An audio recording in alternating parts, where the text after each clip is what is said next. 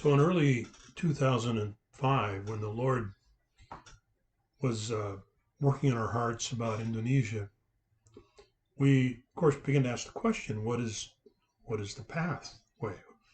What is our pathway to Indonesia? Will we move there? We're going to know anybody ahead of time? Are we to make trips there and come in and out? It was not clear. Obviously, it was just, how could we have known? Just all we had was Indonesia. So we continued to pray that God would open the door, He would show the way.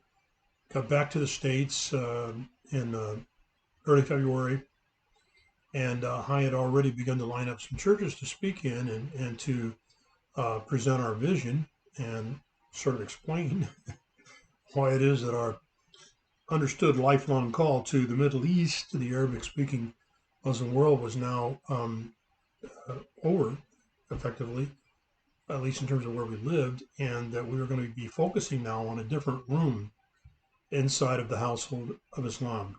And that's the word the Lord gave me, was that He wanted me to go, wanted us to be involved in other rooms inside the household of Islam.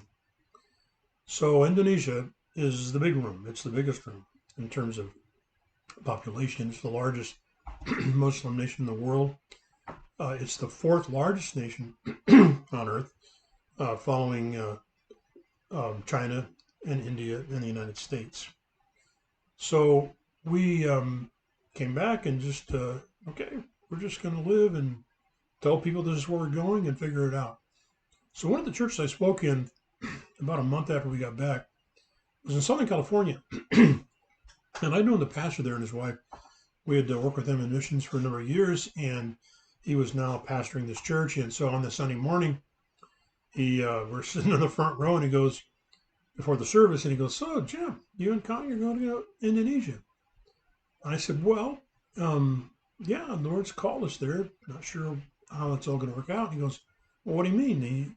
You're aware of the fact that there's this large denomination called the Gereja Pentecostal de Indonesia, the GPDI, or the Pentecostal Church of Indonesia, is going to begin to partner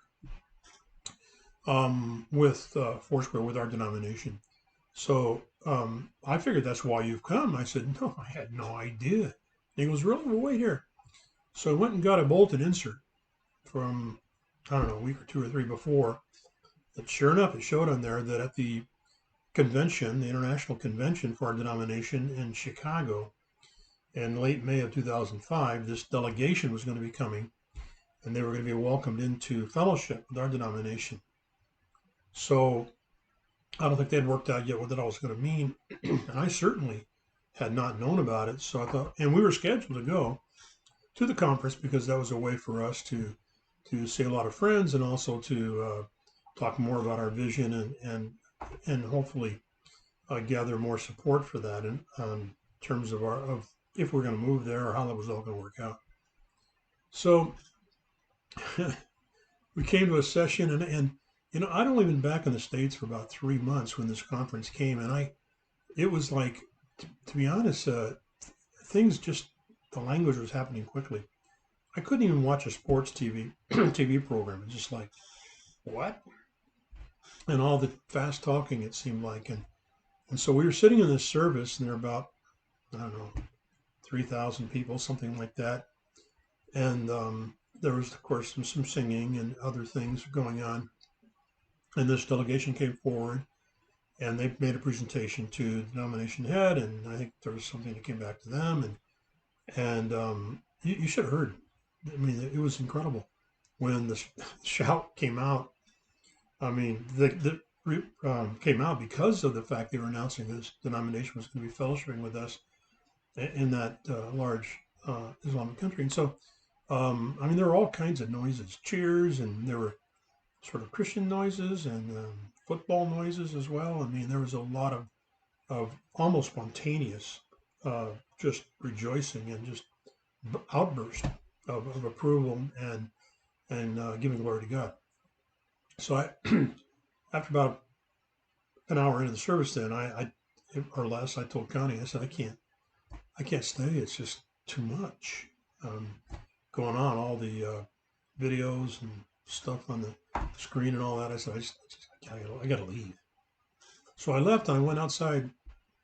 On this in this particular hotel where the conference was, um, there was a huge escalator. I mean, it went down like 3 stories, and uh, and um, I I I got on that, and on the way down, the Lord spoke to me, and I want to talk about that in another video coming up here. But what I'm describing to you is a discovery of a pathway. At that time, we didn't know. As a matter of fact, at the church service there in Southern California, when the pastor told me about this denomination joining with Foursquare, I said, well, I said that I don't know about it, and furthermore, I mean, they meant that might have nothing to do with me, nothing against them or the denomination or anybody else, but the Lord hasn't told me that. I just know it's Indonesia, and I'm not sure how that's supposed to be engaged by us. But the fact that they're doing this is wonderful, but it may not have anything to do with me.